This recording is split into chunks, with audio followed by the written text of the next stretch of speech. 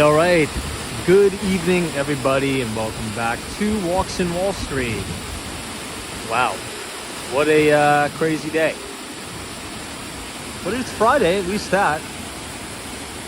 Now, New York City got hammered, got absolutely rocked, got its face blown off by all of this rain. It was really unexpected. It was kind of relentless and crazy. But the good news is there's no more rain. Looks like it just stopped. And we are here at Lincoln Center. It's very beautiful out tonight.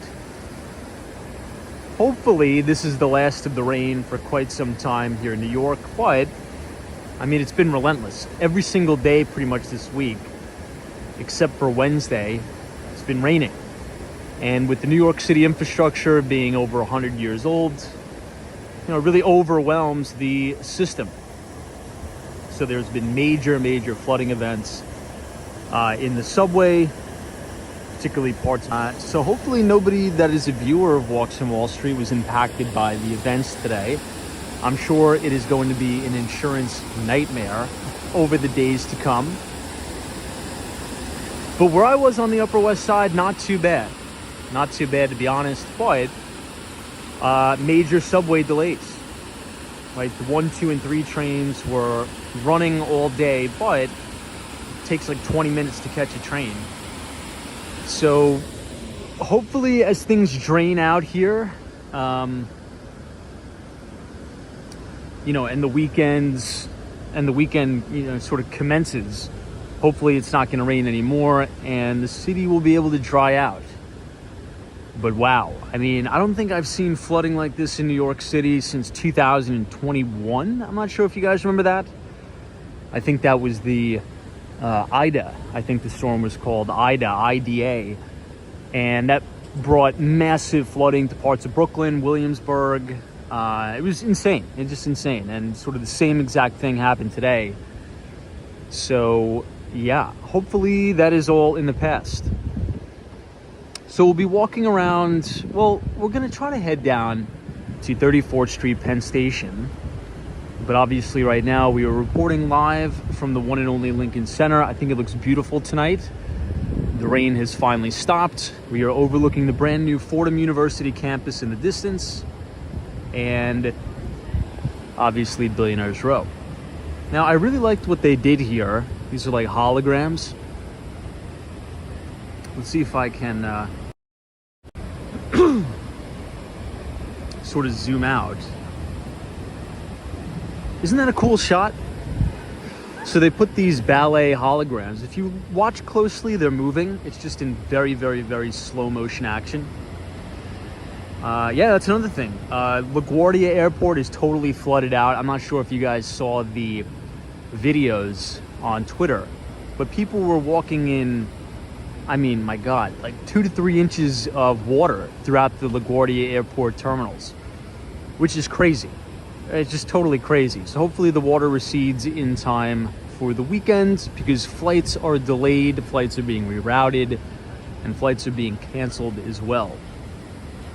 I think this is probably one of the best shots we've ever had on Walks in Wall Street. With the wide angle lens here, you're looking at Lincoln Center, you could see Hotel Empire, and in the distance right here, this building, right there, you have the one and only Deutsche Bank Tower, formerly known as the Time Warner Center.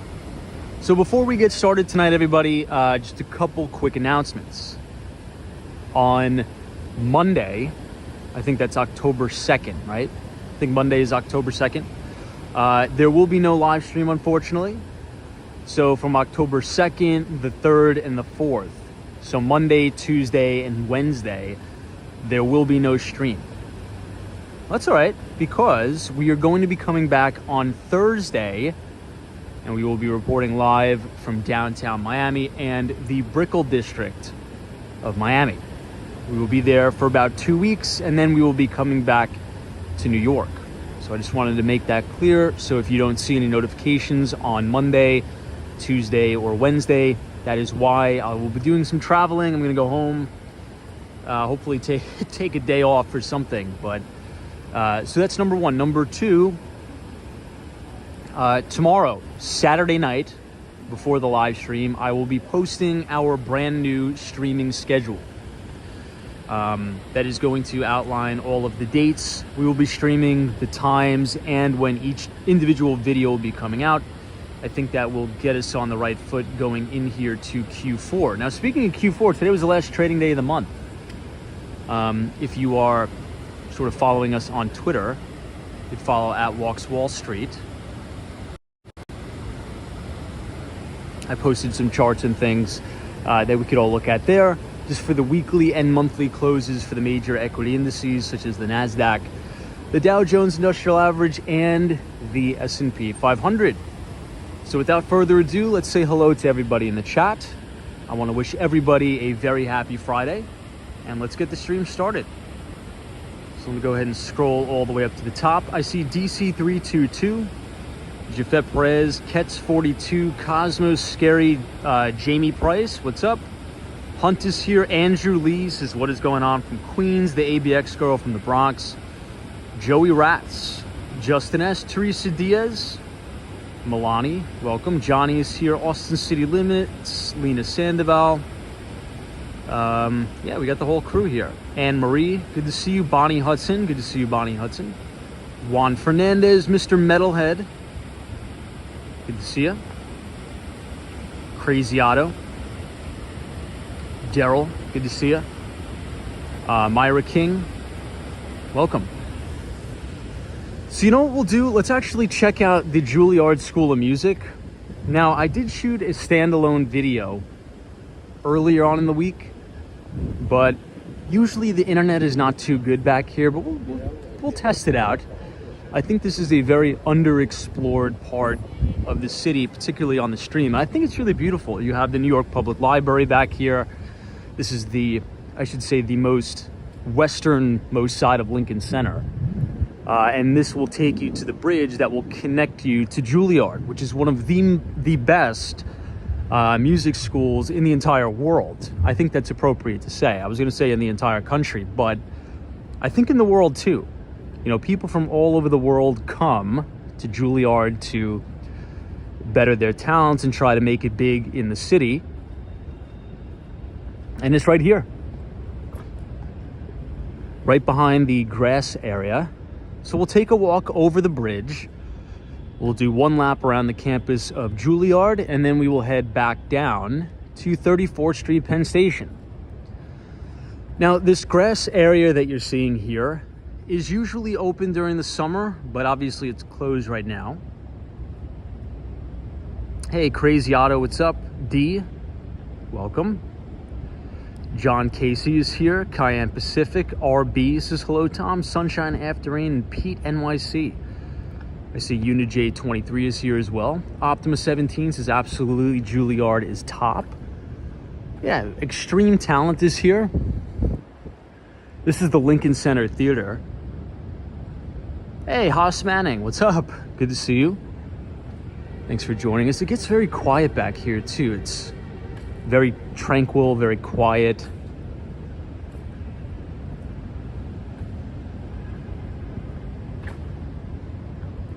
Look at the fountain, kind of cool with reflecting all the lights here.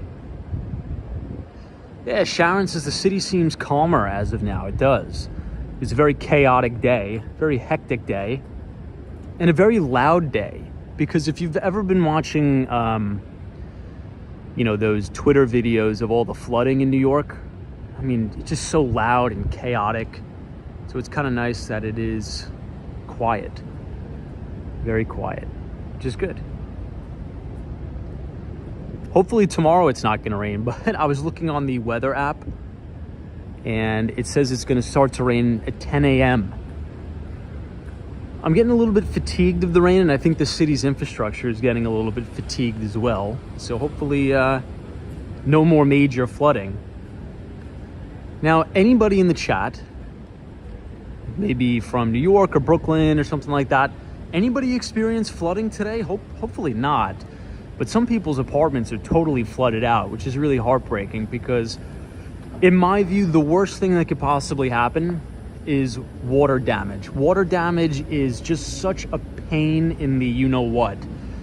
For anybody who's experienced water damage in their homes, I'm sure you know what I'm talking about. It's the worst to deal with. It is the absolute worst to deal with. Hey, Marcelo Gill, what's up? Hello, Tom. As I'd mentioned to you, I just arrived in New York City, and I'm close to UBS. Oh yeah, that's right. Marcelo, your daughter works at UBS, right? Well, welcome from Brazil to New York. We're happy to have you here. Unfortunately, we are welcoming you on a very rainy and stormy week in the city, but oh wow, Natalie says I had a major leak in my apartment. PAP says some roads in Suffolk County. Yeah, Suffolk County, Nassau County, particularly South Shore, crazy amount of flooding. I quickly want to point out this building. Does everybody see this big luminescent building in the distance? It's actually a high school. It's called MLK High School, Martin Luther King High School, and I think they have the best soccer team in the city for public schools. We are now crossing the bridge. So this is the pedestrian bridge that will take you from Lincoln Center all the way to Juilliard, which is a really nice bridge. You get a good view of the city. During the day, you could see all the way to Central Park. And if you look all the way west, you can see the Hudson River and you can see New Jersey. So you have really good views from up here as well. Sharon says, yeah, it makes you think about all those townhouse basement apartments subleased on the Upper West Side and East Side. Yeah, I mean, the Upper West Side really doesn't get much flooding. Neither does the Upper East Side because of the elevation. It's mainly Lower Manhattan, parts of Brooklyn, particularly Red Hook, Brooklyn gets flooded a lot. What else? You know, all of, Carroll Gardens, Brooklyn gets flooded like crazy. A lot of places in the outer boroughs. Now, if you're looking to buy or rent an apartment in New York City, this is actually the perfect time to pay attention. And I'll tell you why. Because all of the particular places that flooded today, make a mental note of them, and you should actually, sort of jot it down on a map, and to avoid those places. There's particular hot spots in the city, right? All the 5 boroughs that tend to flood, and many people that move to New York, they don't really think about flooding. But if you're going to move to the tri-state area, that's actually one of the main things that you need to worry about. It's funny, many people say, oh, Miami is going to be, underwater, and all the New Yorkers that are moving to Miami are making a big mistake. But, I mean, if you're a New Yorker, you understand that New York City, Nassau and Suffolk County, and even across the river in Hoboken, New Jersey specifically, floods like crazy. It's anywhere that's near water, so it's a problem. And I think, if you're looking to buy or rent, be very, very cautious of where you're going to pull the trigger and get a deal done. Because the last thing you want is to pay $4,000 a month for a Brooklyn duplex, and then you have water bursting through the, the seams of your, your downstairs. So I think right now is very important to make a mental note, right? Particularly if you're going to move here, either purchase or rent, make a note. Right, study the neighborhoods that you are seeing on the news of all of this flooding, and or work with somebody who's a lifelong New Yorker that knows the spots that flood all the time. So this is Juilliard. You can actually see some of the students, having dinner. It looks like there's a cafe open here. I've actually never been inside the school, and I'm very curious. But it looks like there's a lot of people here. I mean, college is in session. You have all the students, coming out. It's actually a really nice area. I very, very seldom do we ever walk over here. Hey, Diane says, my daughter is a GM at the Brooklyn Botanical Gardens and they are flooded. Wow, Diane, hopefully she's doing all right. Hopefully no major damage. So, Kirk says, get yourself some insurance and don't worry about it. That is really horrible advice. Really, really bad advice. Desi, good to see you. Yeah, when I was looking for property in 2015 in Miami, I was working with this one realtor and he was taking me all over the place. And I was like, well, what about flooding? He said, oh, don't even worry about that. Just get flood insurance and you're good. The worst advice ever. You're dealing with an absolute novice who doesn't own any property or has no assets or zero net worth when they just say, oh, don't even worry about a flood zone. Just buy the flood insurance and, whenever it floods, the insurance will cover it. Total novice, total rookie, has no idea what they're talking about. Your insurance premiums are going to go through the roof, and it is an absolute nightmare to deal with flooding in a property. It's not like you put the insurance claim in and it automatically gets fixed. It's a very laborious process. If anybody's a homeowner or who owns multiple investment properties, you probably know what a laborious process it is dealing with insurance companies, paying premiums. So yeah, definitely worry about it. You should worry about it 100%. 100%. All right, let's head back into the city near Columbus Circle. Steph UF says, I'm in the middle of dealing with insurance over our flooded house. Yeah, flooding sucks. Water damage is really, really terrible. So if you can avoid buying or renting in a flood zone, it's worth it. It's worth it. Even if you have to pay a couple extra dollars in rent, trust me, it only takes one massive event like this. And, there's 4 feet of water in your apartment. You should worry about it.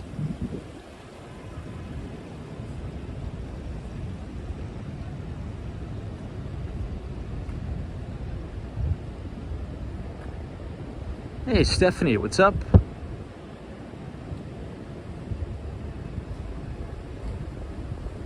Crazy Auto. So Sandy basically filled the Rockaway's main sewage line with sand. Yeah, same with Long Beach, New York, too. If anybody ever walked the boardwalk in Long Beach, it was crazy. Hurricane Sandy pushed the water all the way up. All the way to Long Beach Road. There was literally 5 inches of pure sand pushed all the way up to Long Beach Road. It was crazy, and it wiped out the entire boardwalk. Hey, Desi, thank you so much for your $5 donation. I appreciate it very, very much. Thank you for your support. Hey, Diane says, I have a friend who is a certified mold specialist, and her job is to measure the safety of flooded properties. Yeah, I mean, that's another thing. It's, if you have water damage, usually what happens is you have a company come in, rip up all of the hardwood flooring, right? Assuming you have hardwood flooring. Then they have dehumidifiers in, and the dehumidifiers can run for about, 5 or 6 days. And then they do moisture tests, because the last thing you want to do is not have a dry surface before you lay the new hardwood flooring, or else you're going to get mold, and that's even more money to deal with. Crazy amounts of money to deal with mold. So yeah, I mean, it's a big process. Water damage is the worst. Okay, so we are now leaving Lincoln Center. I really love how they have these holograms here. Beautiful. Hey, Dwight R. says, Tom, enjoyed your walk this afternoon and glad you came back on tonight. Thank you so much, Dwight. Appreciate it. CD says, if you remember Sandy in 2012, most of the buildings in the financial district were inaccessible for weeks. You're right. Yeah, I mean, water came, particularly Water Street. So Water Street goes all the way from the South Ferry terminal, right? So Staten Island Ferry sort of area, neighborhood, whatever you say, and then goes all the way across the island of Manhattan. And that was all the way filled with water to the lobbies. It was a nightmare.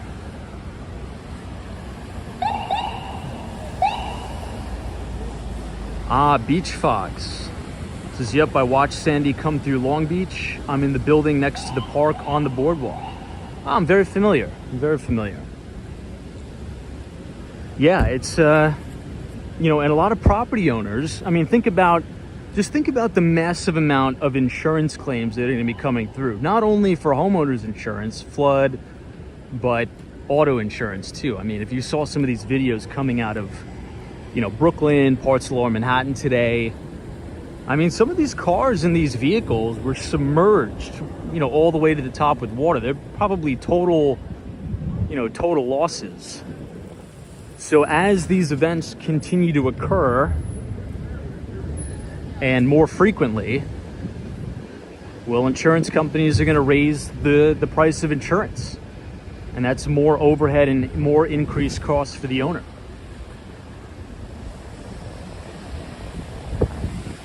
Hey, Hawaii, good to see you. Thanks for joining.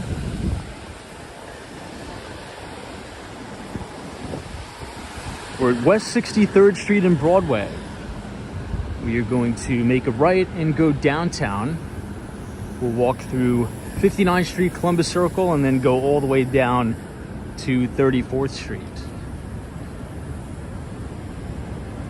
Hey, Joe Driver's here. What's up, Joe? Good to see you.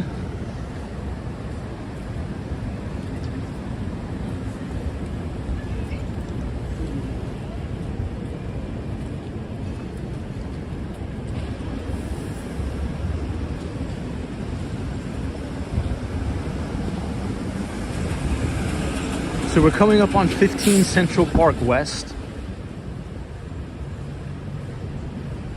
This is one of the most famous addresses in New York.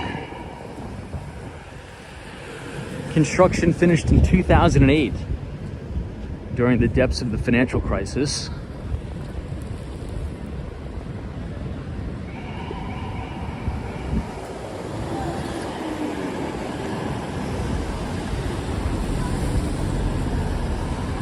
I believe Denzel Washington has an apartment here. Also, the former CEO of Goldman Sachs, Lloyd Blankfein, has an apartment here as well.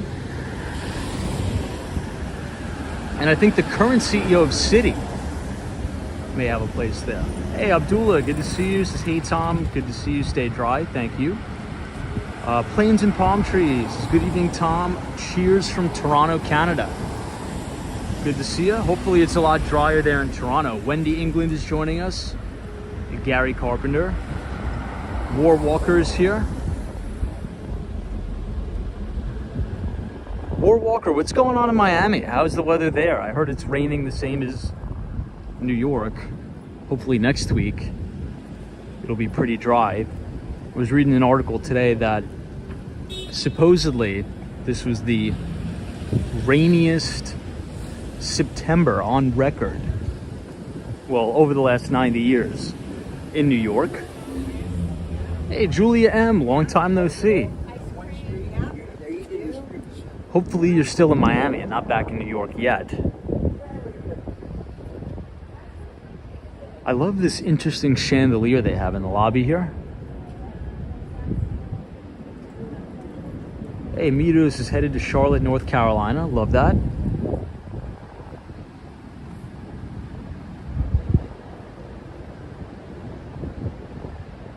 Lise, this is Tom. There's an audio problem. Maybe it's just the wind. I don't have a microphone yet, so I think it's just the wind. It is a little bit windy tonight.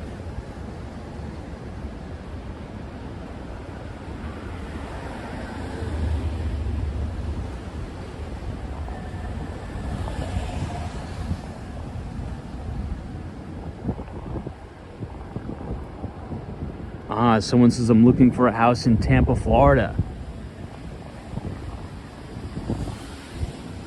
Send me an email. My email should be somewhere in the link in the description. We're working on a big project in Tampa. Can't announce it just yet. Now, Billionaires Row looks pretty cool. It's so smoky and foggy, I should say, that the Steinway Tower is barely visible. The top of 157 is barely visible.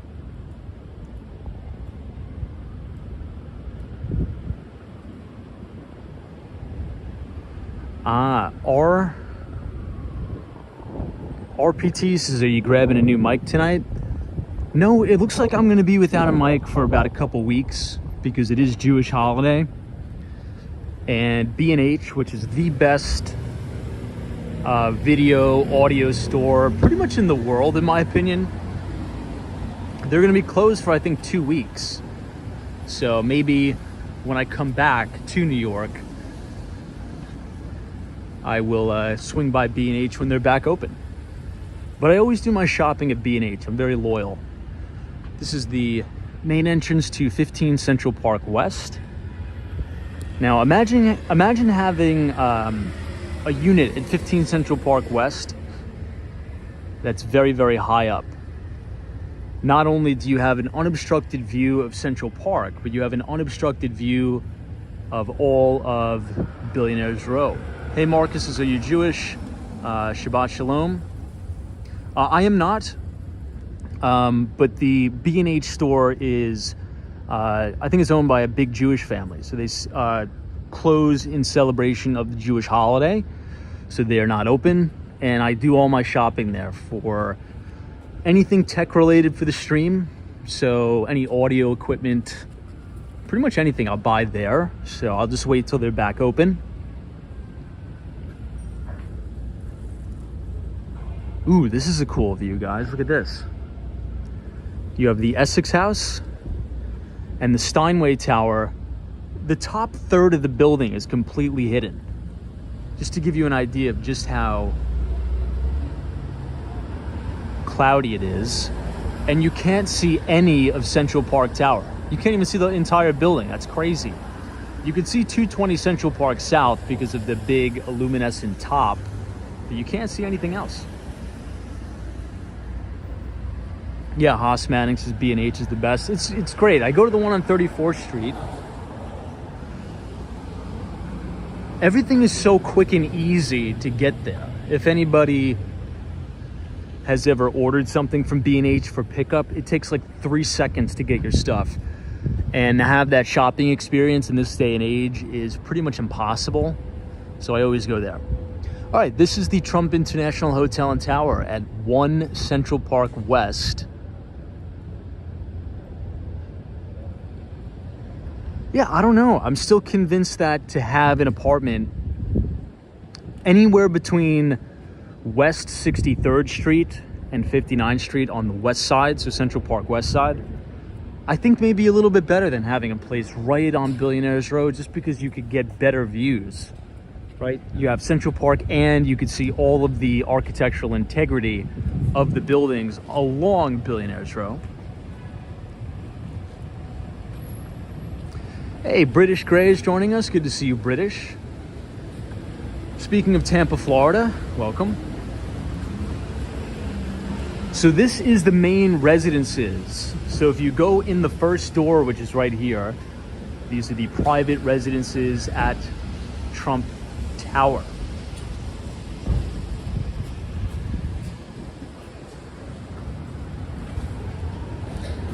And then the sort of revolving doors in the middle.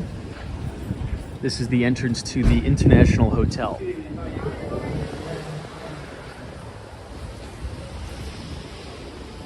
Which seems to be pretty busy today. And what's also busy, which kind of makes sense because it's a Friday night, right? Is the Michelin star restaurant, Jean George's. So again, the door all the way to the left is the Michelin star restaurant. The door in the middle is the entrance to the hotel. And then all the way on the end to the right is if you have a condominium in the building or you rent. Hey, Jason Vega is back. Any updates on the bike ride? You told us you were going to be venturing out, getting some road work in. Sunshine After Rain, Smee Media, what's up? Marilyn says, hey Tom, good to see you, Marilyn. Thanks for joining. Let's check out the subway here at 59th Street. Very, very little traffic in terms of foot traffic, which makes sense.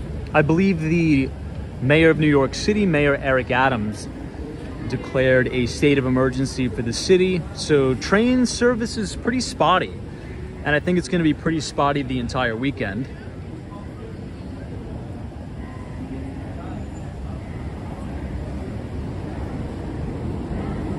Now these two towers are the Deutsche Bank towers. On the right side is the Mandarin Oriental Hotel.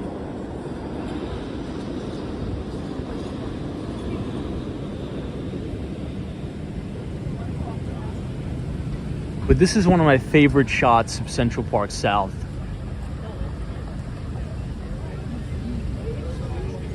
DC 322 says Mayor Adams was slow to respond to the emergency. I don't know. I mean, look, I'm not the biggest... Ooh, look at this. Here's another Ford Mustang Mach-E. So this is an all-new EV vehicle for the NYPD's fleet, which I think looks pretty cool. I think these are really good-looking cars. Now, anytime there's a big natural disaster, I mean, does any news organization write anything positive about the person in charge? Right? And trying to be apolitical here, right? I think you guys know I lean conservative. I'm a conservative. So I'm definitely not a Mayor Eric Adams fan. But if you're being honest about it, like anytime there's a natural disaster or anything, does the media ever write anything positive about the person in charge? Very seldom. It's, oh my God, what a disaster covering this, right? Because that's going to get clicks. What's not going to get clicks is what an amazing response strategy to the disaster. That's not going to get clicks. What's going to get a lot of clicks is incompetent mayor. This was a tragedy. Everything went wrong, costing the city billions. That's a headline that's going to get clicks. So I don't know. I mean, okay, let's be honest, right? Water is water. If it's going to rain 8 inches in a 24-hour period, the water is going to, it's just gravity. The water is going to go down into the subway. What could have the mayor done to prevent 8 inches of water going into the subway? I don't know. I mean, this happened before. This happened in 2021 under de Blasio. So, I don't know. I try to be fair. And I don't think there's anything, you know, the mayor could have done differently. It's a natural occurrence. You know, we have a very, very old infrastructure here in New York that's 100 years old. And the water is going to go where it needs to go. I mean, if you had Rudy Giuliani in office today, the water is still going to go into the subway, right? I mean, I try to be a realist. If you had, you know, Donald Trump as the mayor of New York City over the last week, it would have still rained and the water would have still flooded the subway. If you had Joe Biden as the mayor of New York City this week, it would have still rained and the water would have gone into the subway. So, I mean, I don't know. I don't know what... I saw some of those New York Post articles, but, I mean, it's always the same. In every snowstorm, in every, you know, emergency, it's just hit pieces, in my opinion.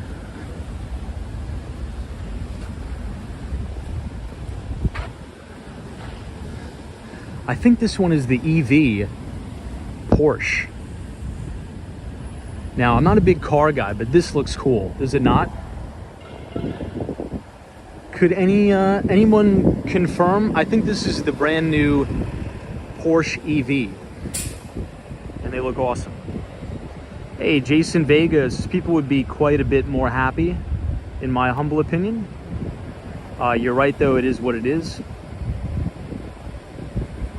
Kenneth says Sandy was worse. I think the city learned a lot from that. Oh yeah, and there was also billions of dollars worth of investments into elevating the seawalls. So if anybody's been down to Lower Manhattan, Battery Park, they've actually elevated those seawalls. Because in Hurricane Sandy, the water came up and over that, which was wild.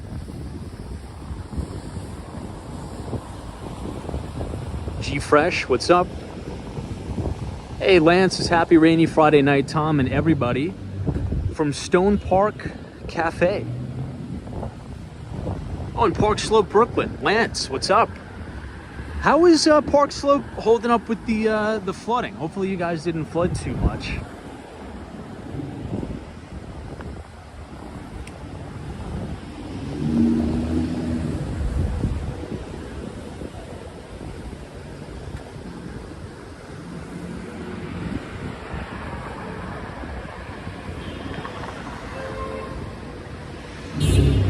Justin asks yeah, I mean, that's the problem, right? The subway infrastructure is so dilapidated and old that you're just going to need a complete rip and replace, in my opinion. I mean, some of the subway stations like, West Broadway, West 4th Street, even 34th Street Penn Station, the platform to the 1 train, the 2 and the 3, it's kind of like a horror show.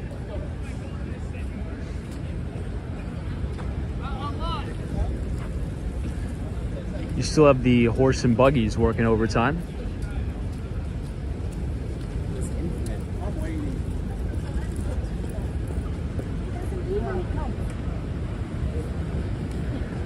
Now, this is the New York Athletic Club.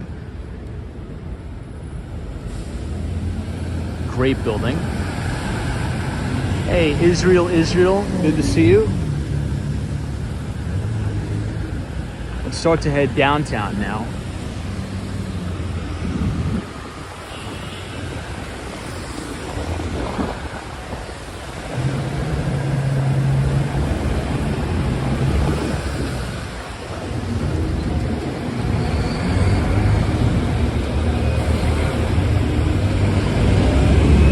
Jason Vegas, we have the most transportation, but the subway system is way behind other countries and has been for many years. Yeah, I mean, that's just because New York City has older infrastructure, right? New York City's infrastructure was built like 100 years ago. So other countries like that you're talking about, so like futuristic cities like, Dubai and all those things, like in Abu Dhabi and Seoul, Korea, Tokyo, Japan. It's just newer infrastructure, so it's going to be a lot nicer and a lot cleaner. The thing is, it's very expensive to maintain old infrastructure that's 100 years old, right? It's expensive for the maintenance. So I don't know. I think it would be better to do a full rip and replace. But here's the problem with doing a full rip and replace. It would cause major delays citywide, and that just can't happen. You got to have New Yorkers be able to move around, so it's hard just to make shoddy patchwork repairs. So to your point, yeah, you're 100% right.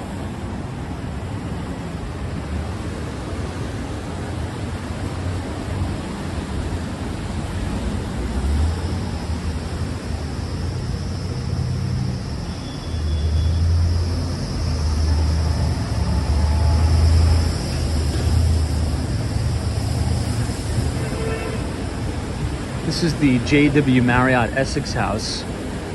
This is one of my favorite hotels in New York City. I love it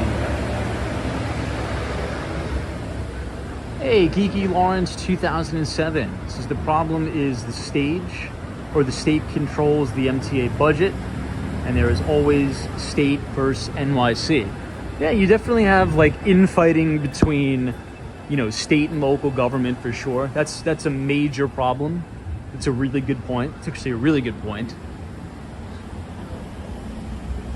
Because the majority of the expenses, as to Lawrence's point, is downstate New York, right? You think Westchester on down,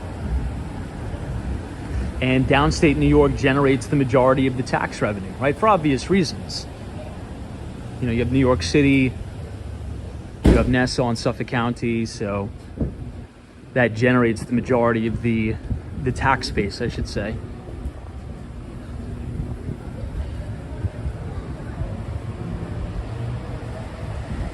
Hey, Brad's Brain, good to see you. Yeah, Crazy Honest is like Putnam County on down. Yeah, you're right. Hey, Mark says good morning, everybody from Australia. You were visiting family in Rockaway Park. Well, hopefully you enjoyed your trip. It looks like you just made it out of town just in time, because boy, did we get some rain over the last 2 days.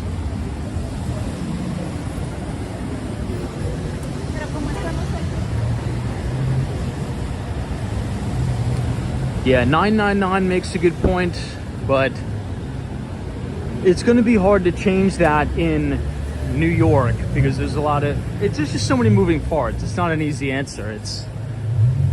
It's tough. It's tough.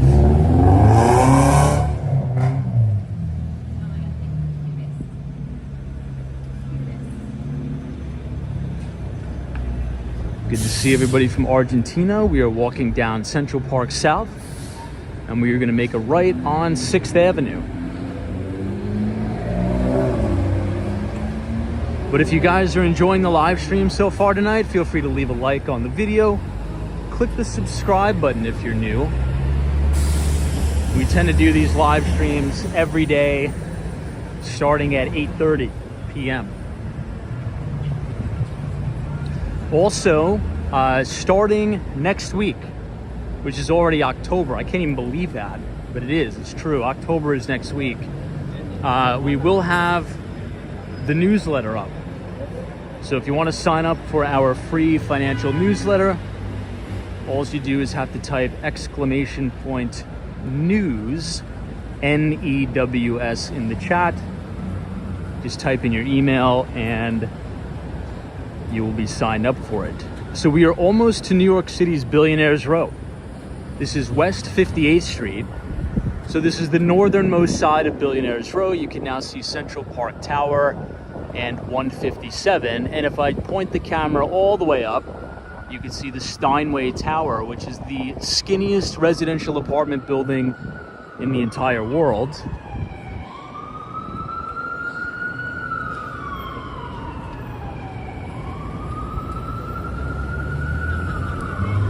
And you can see all the way down to Radio City Music Hall. Hey, Destructionist, happy Friday. I see Jules is here. Welcome, everybody. Felipe says good evening, everyone. Hey. Good to see you, Felipe. Someone says, what do I think about technical analysis? I think it's important to have the technicals cooperate with the fundamentals. All right, you know what I think we should attempt to do tonight? So this is the 57th Street subway station. Let's check it out. Usually it doesn't flood at all, but let's take you guys on a tour of the underworld in New York City. So I want everybody to strap on your helmets, put on your seatbelts. Okay, Jason Vega, that means you. Strap on the seatbelt. Actually looks pretty good. But in all fairness, this never floods down here. This actually looks like perfect, by the way. And this subway station is usually bad with like homeless, but this actually looks like really good. Wow. Would anybody agree? This actually looks perfect. It's all dry, it's clean. Yeah, this actually looks like totally perfect. Now, to be fair, like I said before, this station never floods. There's no flooding here because the closer you get to Central Park, the higher the elevation. Hey, Felipe says, hey, Tom, when are you going on vacation? I don't know, but I'll be in Miami on Tuesday, but it's not really gonna be a vacation. I still have to work. Hey, greetings from Venezuela. Welcome to all of our Venezuelan viewers. Thank you so much. Yeah, now it's going to be quiet down here because the train service is just really bad today for obvious reasons. I'm really surprised that the internet is holding up so well. Are we buffering? Maybe give me a thumbs up or thumbs down in the chat. Hey, Theo's here. Hey, Theo. Good to see you. Theo says, where is everybody? Well, I mean, the mayor of New York City, Eric Adams, issued a state of emergency and shelter in place for many people. So the trains really aren't running that well. So everybody's just kind of staying at home today.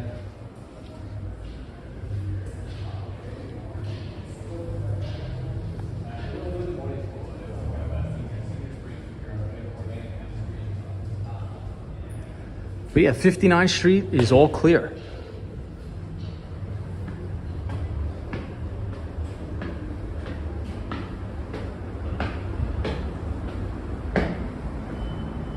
This station's actually usually a hot box for being filthy. I guess they cleaned it up. Hey DM, what's up? Since that station was renovated a few years ago. Yeah, and it's usually, since it's so big, there's usually a very big homeless population down there, but today it didn't seem like there was any. There was only a couple, and it was very clean. And we have AK. What's up, man? Walks and walks. Good to see you. Are you streaming live? No, I'm just doing a walk with the 6th Ave. Oh, nice. Central Park, so I'm almost done. Cool. Yeah. This is crazy. We just met each other's. I'll hit you up later. Are you gonna be in New York till when? Yeah. So I'll be here for a while. So. okay. Yeah. I'll text you. Yeah. See you, man. I'll say hi in the chat too. Take care. See ya. Such a good pal, AK. So it's funny. He's coming to New York when I'm flying to Miami. So we're sort of trading places, so to speak.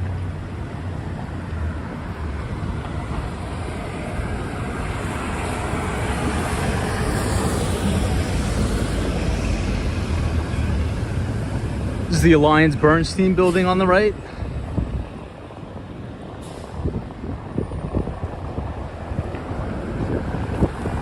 Now, inside this building is a very, well, I should say a notable hedge fund. So you have Alliance Bernstein right here. I'm not sure which floor it's on, but Fortress Investments is in this building right here.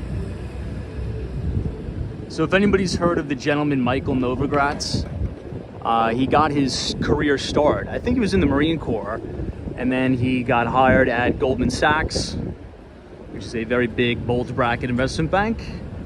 And then he got hired away to Fortress Investments, to where he broke off and then opened up his own firm in the sort of cryptocurrency type world, so to speak. I believe the firm is called Galaxy Digital Investments, I believe.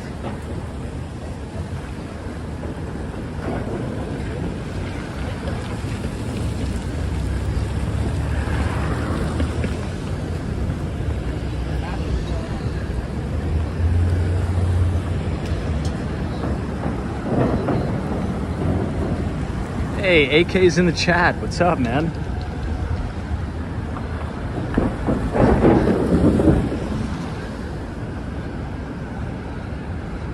That's kind of crazy. This city is such a big place.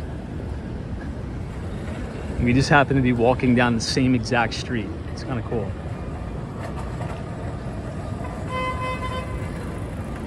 We ran into each other too down in Florida. We live not too far away from each other.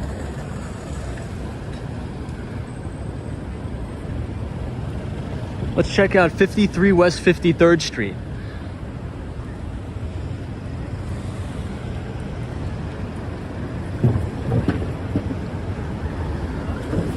This is a building on New York City's Billionaires Row.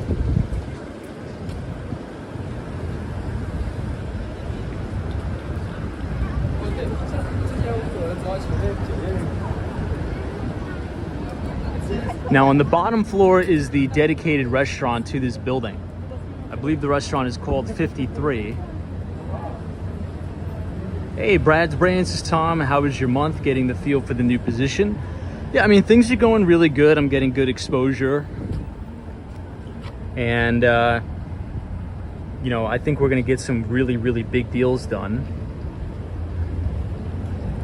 I can't mention anything just yet. So this is the restaurant for the residences that have units. And I think it's also open to the public, but this is also exclusive for residences as well, who live at 53 West 53rd. Definitely looks like a nice place. I've never been in here, but definitely is nice. I was supposed to do a preview here, but I was too busy. Maybe when I come back to New York, we'll do the preview. Hey, Panda Express. Let's check out some of the prices.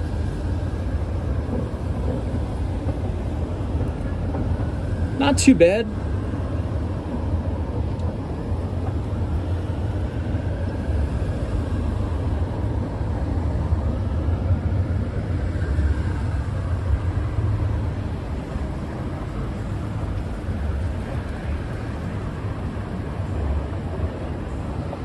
Hey, Brad's Brains is killer day today.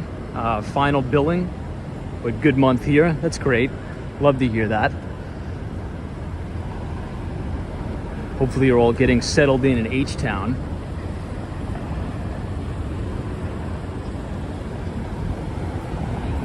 Ooh, this is a really cool shot of the Steinway Tower with the views facing southbound.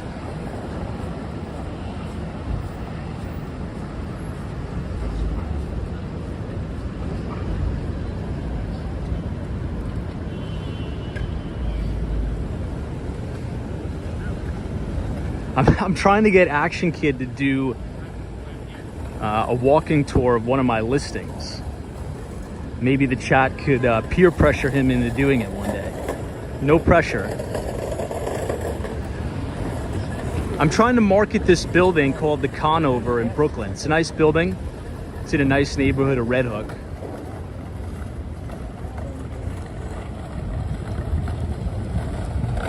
Giant Germans. Do you have any advice for a young person that wants to learn the tools and techniques to investing? Yeah, I would do research on the best investors in the world, and I would consume all of their material. Now you're in luck because everything is pretty much available online for free. So for example, every single Berkshire Hathaway shareholder meeting is archived online for free. And pretty much every single major investment book is available for free, either online or near free on Amazon. And I would just learn the business the right way. And I would stay away from, right? If you see any type of, this strategy in the stock market helps me make, $1,000 a day and I could live from the beach. Yeah, those things aren't real. Those are just charlatans they don't have any experience working. Number one, they've never worked on Wall Street. They don't have any experience working at an investment bank or at a hedge fund. They've never managed real money before. And they just make money by selling courses online. So just stay away from all that. And yeah, I think you should be fine.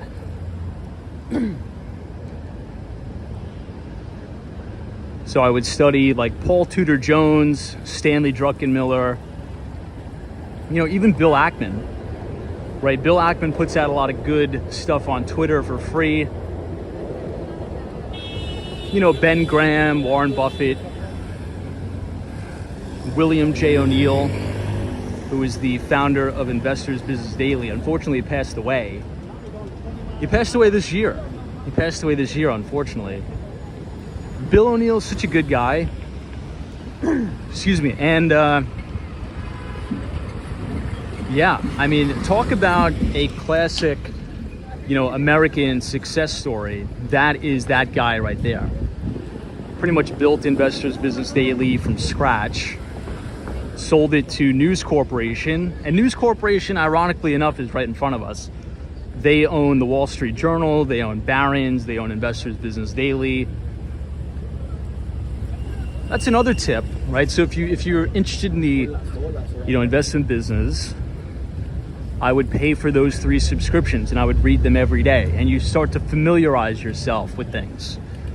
So, spend the $50 a month. I don't even know how much it is, but get the Wall Street Journal delivered to your house every day. Get Barron's, get Investors Business Daily, because you'll start to understand these terminologies, these concepts. There's a lot of interviews with CEOs. You'll understand what to look for on an earnings call. And yeah, all of this stuff is available for free. So you really don't even need to pay any money. All you really need is sec.gov. You type in the ticker symbol that you're interested in, and all of their quarterly and annual reports are available at sec.gov for free. So you could pretty much teach yourself how to analyze a balance sheet, an income statement, and just do that. Set aside 2 hours a day, even 1 hour a day, and just do it over the course of 3 to 5 years, you're going to be pretty skilled. You're going to be pretty good.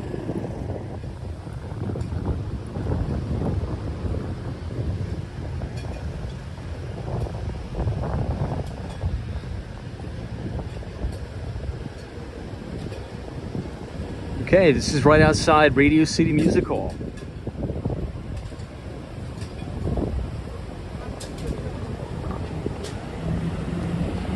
Jesse M says the news said New York was flooded. It does not look flooded to me. Well, I'm not sure if you're familiar about New York City, but it's pretty big. So if you've ever heard of the 5 boroughs in New York City, it's a very big place. Okay, so I think not every when you hear about flooding on the news, your mind shouldn't divert to, oh my gosh, the water's coming all the way up to the spire of the Empire State Building. No, it's the subways are filling with water because it's raining a lot. It's not like the entire island of Manhattan is submerged under, 5-6 feet of water. It's not like the day after tomorrow. What happens is it rains, and the infrastructure is very old here. So the rain goes from the highest elevation to the lowest elevation, and the lowest elevation in the city just so happens to be, guess where? The subways, underground, places in the outer boroughs, close to the Hudson River.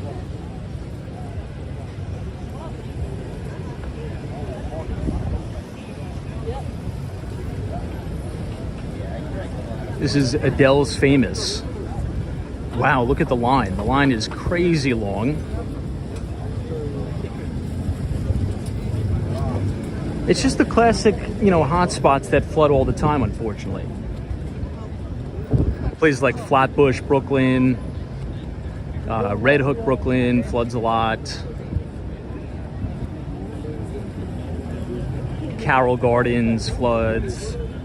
Lower Manhattan. Some parts of Queens too. TB says, Tom, do you know how to write Python? Yeah, I know Python. I wouldn't say I'm like extremely skilled, but yeah, I use Python quite a lot.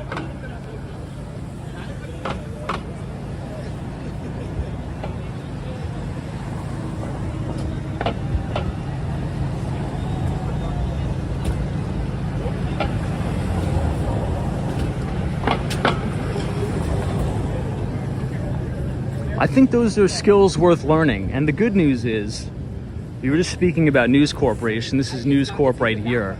So now under one umbrella is Fox News, Wall Street Journal, Barron's, and Investors Business Daily. But, the good news is this, right? Talking about computer languages. If you set aside, just time box like 20 minutes a day, and you can learn Python, C++, Java, JavaScript, Node, C#. You can learn these things for free, but you're gonna have to put a lot of time and effort into doing it.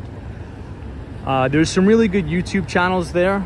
If you just type in Learn Python for free, there's 2-hour courses that are up on YouTube that'll teach you how to download Python, Jupyter Notebook, Pandas, and you can sit in front of your computer and just hammer on these skills and you'll get better and you could learn these things. So if you have nothing to do, right, or let's say if you're really down in the dumps, unfortunately you lost your job, I would park my ass in the library and I would sit there all day and I would build my computer science skills because it's free, right? What you want to try to do is leverage, you want to try to get the best risk-reward ratio you can possible while building fundamental skills at a lowest cost. And the internet is such a great place because there's so many free resources to build these skills. I think codeacademy.com is another really good free resource where they have great classes on, introduction to Python, right? So yeah, I think those are really good skills to learn, particularly if you want to work on Wall Street too. Many people would not think that, but a lot of major banks right now are looking for, recent college graduates who know Python, particularly if you're going to be working on a trading desk or something like that, or in derivatives.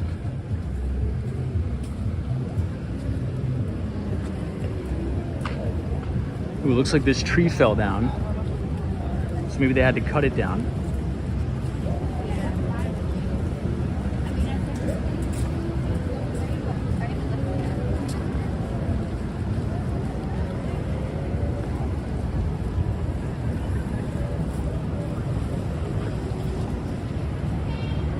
Hey, Jay Sully, it's true, literally no excuse not to learn. Autos is for the low price of 20,000. No, I mean, I didn't spend any money. And it's not like I'm a big computer science wizard. But, if I was assigned a task or to do like a big data science task, I could do it. I could do it.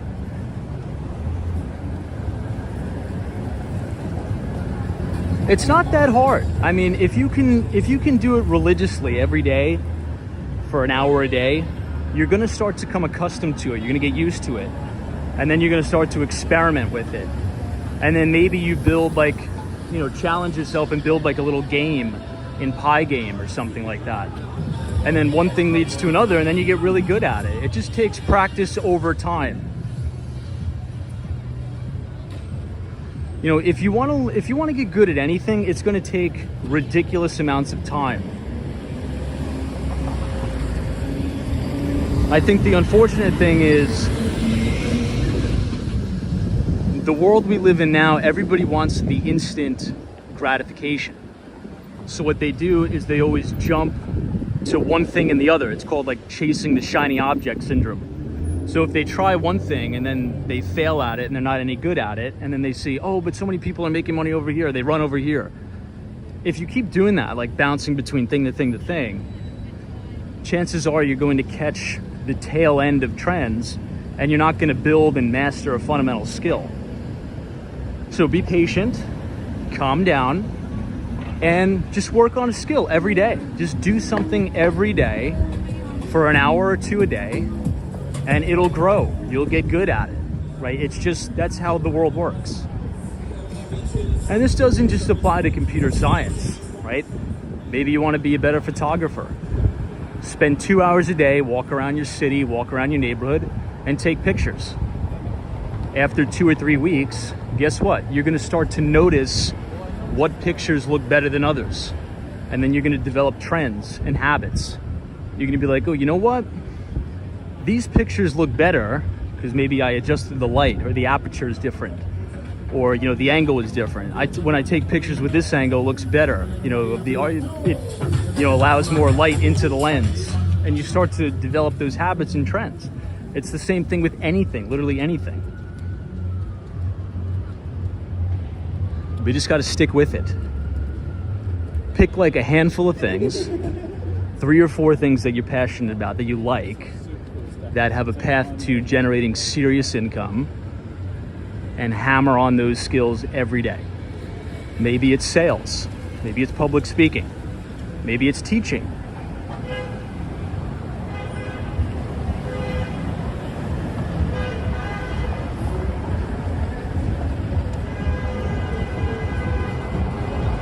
Oh, look at this. One Vanderbilt, you can't even see the top of it because it's so cloudy.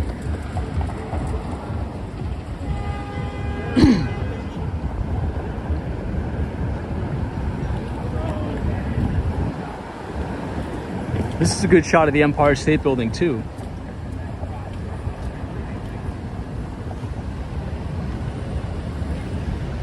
You could just barely see the spire.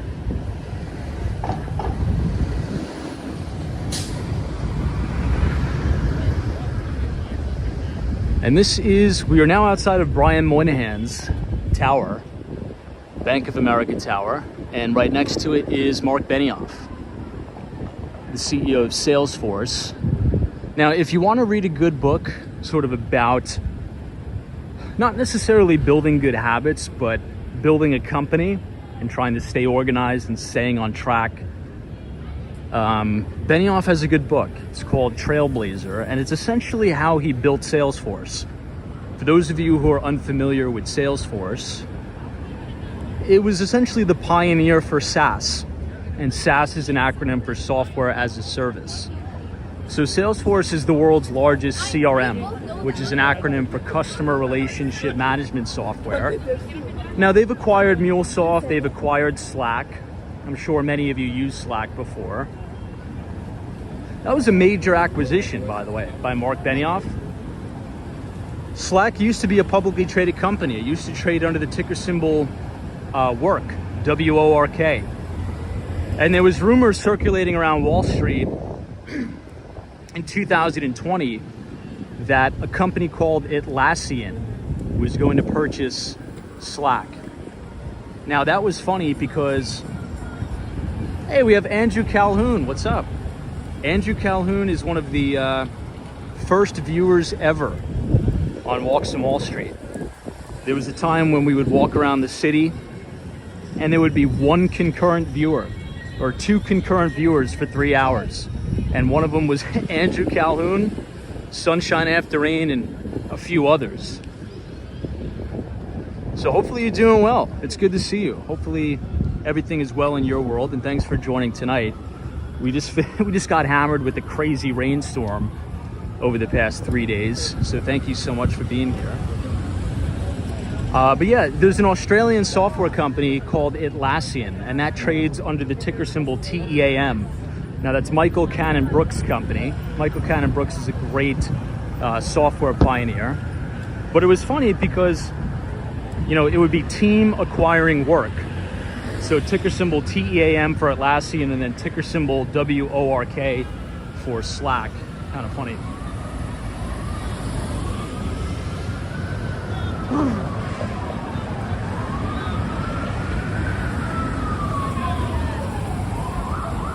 Sean, hey Sean, says, hey, says, what recruitment agencies do you recommend for international people?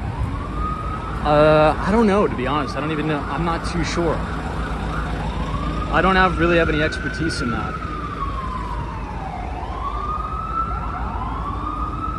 Oh, look at this.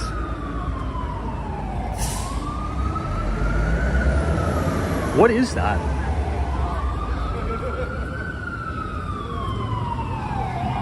Anybody have any ideas what this is?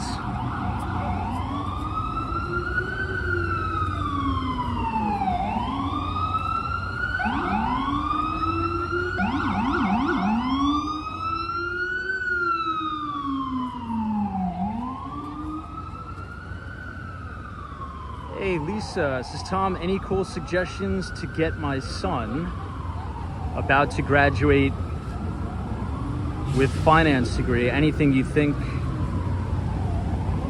neat related to the degree? Like get him something as a gift, something? I mean, it's an amazing accomplishment. I mean, my God, should be very proud of him. That's an amazing, amazing accomplishment. I'm not too sure. Like, what is he interested in? Is he interested in the financial markets? Is he interested in accounting? I mean, finance is pretty broad-based. This is the One Vanderbilt here. Let's see what this is. Oh, it's National Coffee Day. Long Island'ları çaksın. Yani ben o gece parayla alsaydım, ben büyük ihtimalle 300 dolar öderdim. It says, intrigued by the giant gold coffee bean. Please scan here. Interesting. I didn't know that. I'll have to go buy a cup of coffee after the live stream is over. Now, this is the Stephen Schwarzman building. Speaking of Wall Street, the New York Public Library, or the Stephen Schwarzman building. Every time you think of the name Stephen Schwarzman, you could think Blackstone. And he made the majority of his money in LBOs. Now, LBO stands for Leveraged Buyout Deal. This was back in the corporate raider days on Wall Street.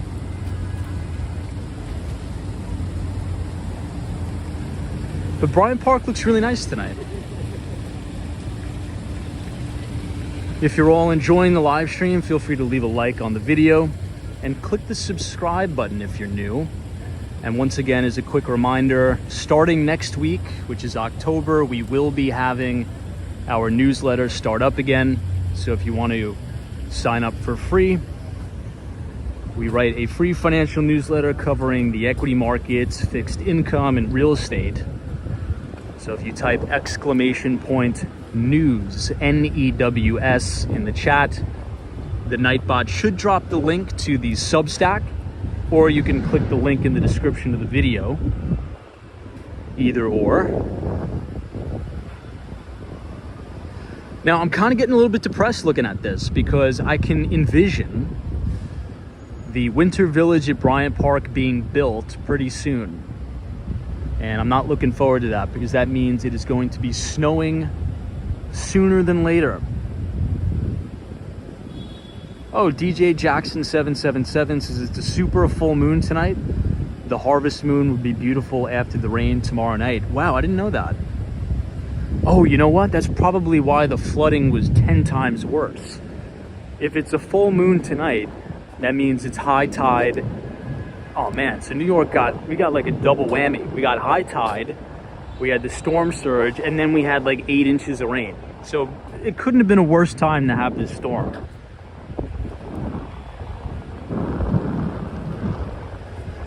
This is a community college.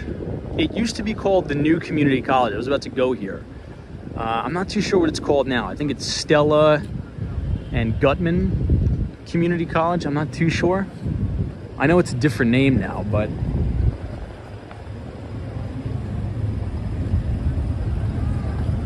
somebody says Miami or Tampa. Miami, Florida, but I am biased, by the way, because I live in Miami, so take what I say with a grain of salt because I am extremely biased. Hey, Theo, thank you so much for the $20 donations. It's coffee on me. Appreciate it very much, and thank you. Let's see if we can go down the subway. We'll check on if it's flooded or not. It's probably not.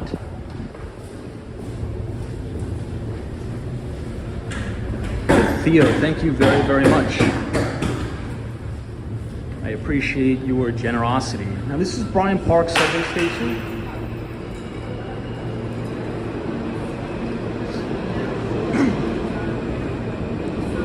It actually looks pretty good. I think it looks good because there's no people here today.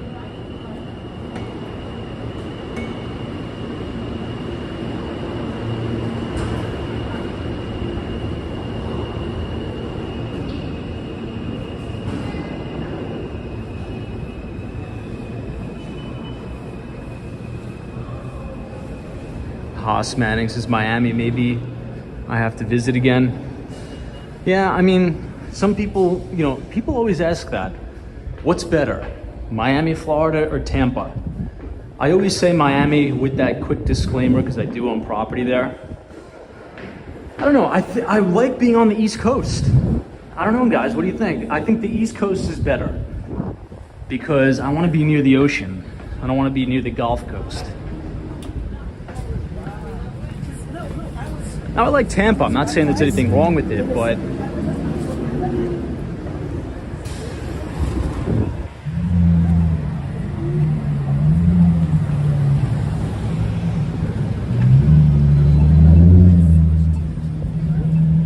okay, Bank of China is across the street. Now, when a lot of people think Miami, they think of South Beach, right?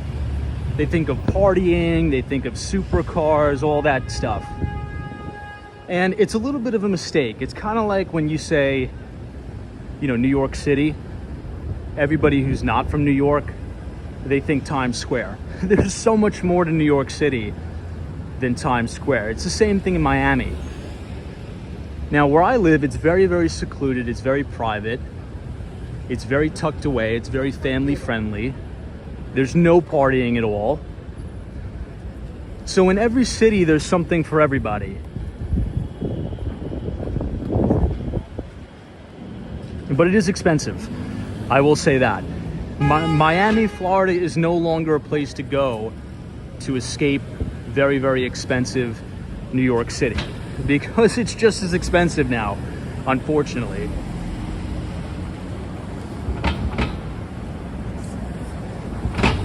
Yeah, DM says you can enjoy several locations for different reasons. That's true. Now, I really like the East Village and I like the West Village. A lot of people don't like the East or West Village, but I actually enjoy both of them a lot, particularly the West Village. Love the West Village.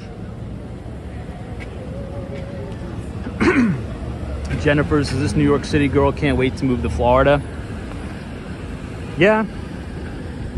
I mean, I have a place there, but in my opinion, I love New York so much that I couldn't see myself leaving full time. But in the winter, yeah, I can go, you know, work in Miami and, you know, do things like that. But I think the city has a lot to offer. Now, it does have a lot of flaws too, but I think everywhere it does. So I think the best of both worlds is to have a place in New York, have a place in Miami. The two best places in the United States. Again, being biased, but somebody says, what about San Francisco? I'm open to San Francisco. I've never been, but I'm definitely open to San Francisco. I like San Francisco very much. Again, the place has a lot of problems, but I'm open to it. Jason Vegas is, they're thinking the one huge, yes, exactly. Yeah, when people think Miami, they think of spring break, South Beach. That's not really Miami.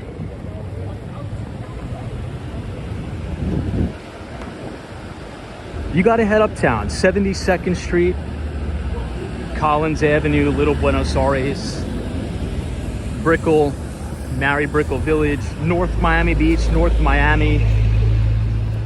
There's so much that, you know, Miami-Dade County has to offer too.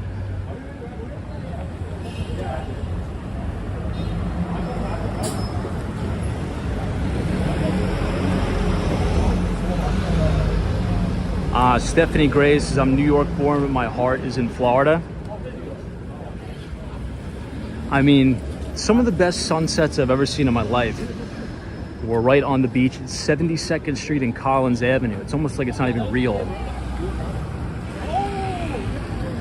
I think one of the best beaches in the entire world is in Sarasota, which obviously is not Miami. It's actually closer to Tampa. It's on the West Coast. I believe the beach is called Siesta Key, if anybody's familiar with that.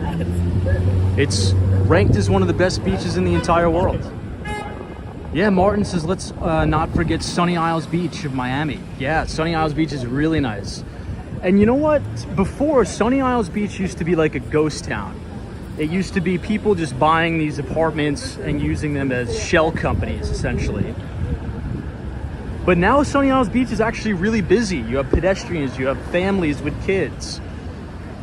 You know, I used to go to Sunny Isles Beach. I'm not sure about you guys, but back in the day, it was still beautiful back in the day, but there was not a soul on the sidewalk. It was completely empty. Sunny Isles Beach was totally empty. That whole main drag there was like kind of coming, I'm talking about, you know, as you're coming up from Haulover Inlet. That used to be totally barren, all empty. And now it is packed. It is crazy packed now. Particularly, they have the brand new Ritz-Carlton residences that went up there. I really like Sunny Isles a lot. Sunny Isles Beach is really, really nice. Good catch there. Christina says Siesta has a drum circle on Sunday nights. Hey, Natalie says, I love the sand in Siesta Key, but water is much better in Miami. Really? Why do you say that out of curiosity? I've never been to Siesta Key. Why do you say the water is better in Miami?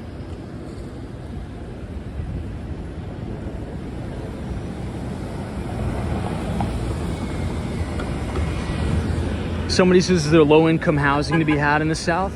Yeah, I mean, if you're talking about Section 8, of course, yeah, absolutely.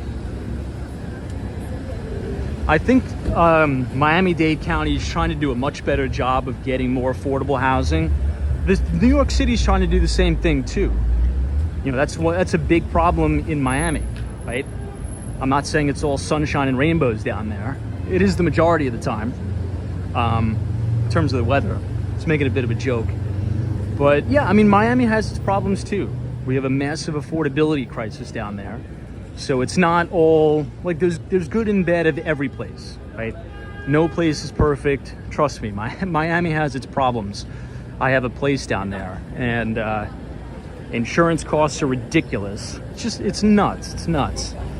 But yeah, to your point, we do have a lack of affordable housing in Miami-Dade County, a severe lack, particularly as New Yorkers, people from California, and even people from Canada are starting to buy property down there.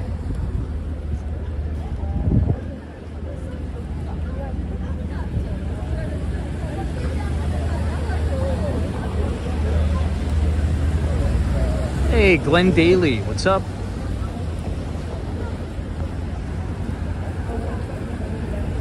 Thanks for joining, Glenn.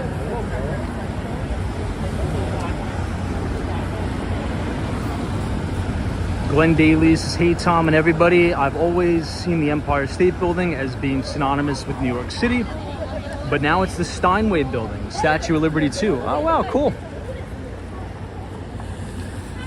Now on a clear day, you usually could see the Steinway Building from here, but you know, a little bit of a rainstorm here.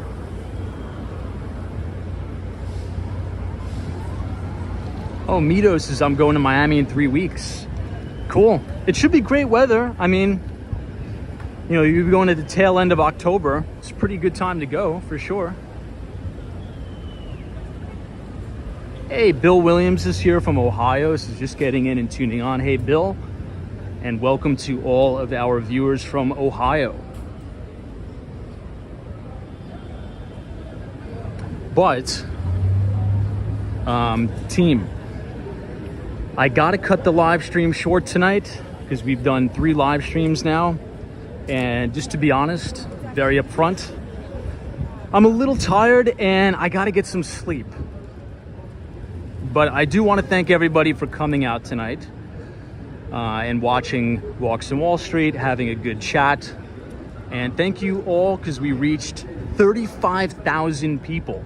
If you could even believe that. I don't even know how that's possible. Well, we have 35,000 people now that are a part of the team. So thank you, everybody. I want to wish you all a very happy Friday. Hopefully you have the time to get some rest this weekend.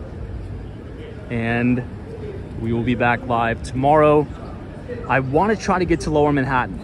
So let's plan on being live from 1:30 William tomorrow in Lower Manhattan. So if you liked the video tonight, feel free to leave a like, subscribe if you're new. If you want to sign up for our free financial newsletter, just type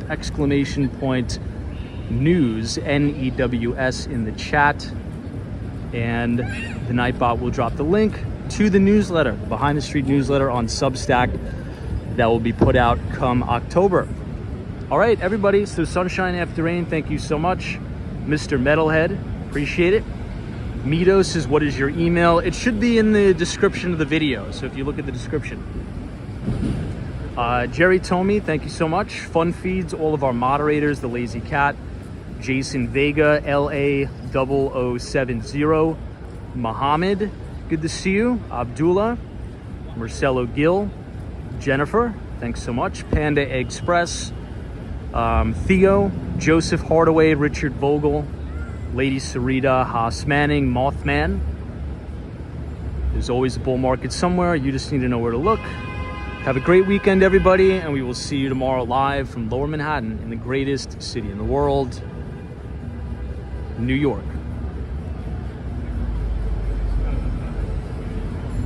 Lupe says, don't go, Thomas. We have to go. Lupe, thank you so much for being a great moderator.